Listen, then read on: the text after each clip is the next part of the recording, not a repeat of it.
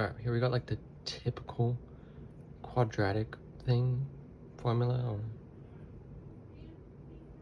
quadratic, I don't know what to call it, more than that. And it's like the simple one, but you know, some people don't know how to do the factoring to find the zeros of the function. So that's what I'm trying to teach today. All right, so what we're gonna want to look at, well, this is 1. If it's not 1, disregard most of the stuff I say, but usually it's gonna be 1 on the first number. The second number and the third number are going to be really important.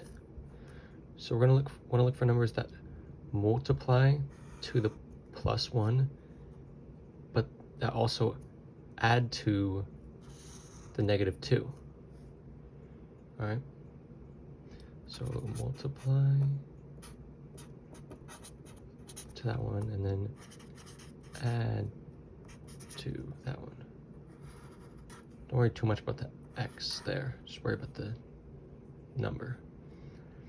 All right, the easiest way to check is to check like what are all the factors, or like what ways can 1 be multiplied.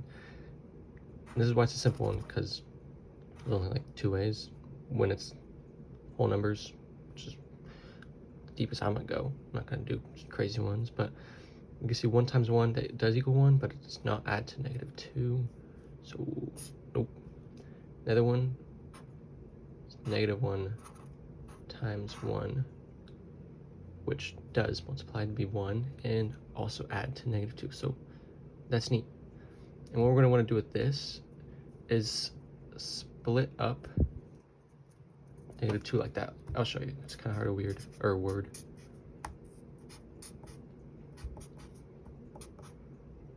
It's an equal sign.